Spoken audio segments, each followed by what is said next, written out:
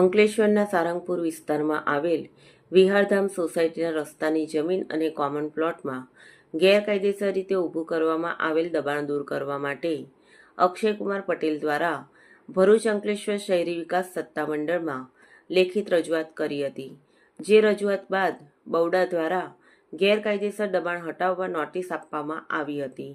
જે બાદ પણ દબાણકર્તાએ દબાણ દૂર નહીં કરતા આજ રોજ બૌડાની ટીમ દ્વારા ચુસ્ત પોલીસ બંદોબસ્ત સાથે દબાણ દૂર કરવાની કાર્યવાહી હાથ ધરી હતી।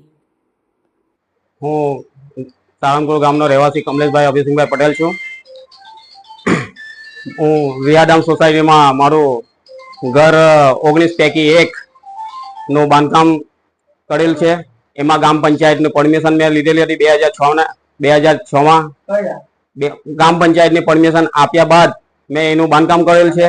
અત્યાર સુધી અમારી સોસાયટીમાં કે અમારા સોસાયટીના રહીશોમાં એમના તરફથી અત્યાર સુધી કોઈ મારા પર અરજી કે એવું કોઈ આવ્યું નથી ને કોઈને નટરૂપ છે નથી।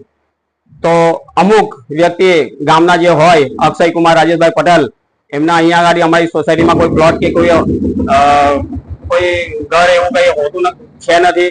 તે છોટી ભાજપના એવા મોટા અમુક માથાઓ મોટા હોય તેમના કહેવાથી બોડા સરકારી કર્મચારીઓ બોડાના સરકારી કર્મચારીઓના દબાણ ભાજપના મોટા કર્મચારીઓના દબાણથી અમારું ઘર આજે તોડવામાં આવ્યું છે।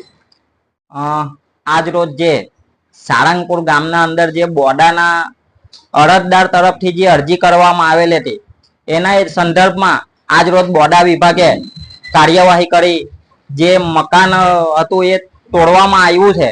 તો ખાસ કરીને તંત્રને અપીલ કરીએ છે કે જો તમે આ તો એક અરજદારની અરજી છે, એમની પર્સનલ યથાવત દુશ્મનીના કારણે આ રાજકીય ભેદભાવ રાખીને તોડવાનો પ્રયાસ છે, પણ તંત્રને ખાસ એક અપીલ એવી કરીએ છે કે ઘણી અરજીઓ એવી જે બોડા વિસ્તારમાં લાગતા ઘણા લોકોને બોડાએ અને ઘણા અરજદારોએ અરજીઓ કરી છે અને ઘણા લોકોનો બિનકાયદેસર બાંધકામો છે।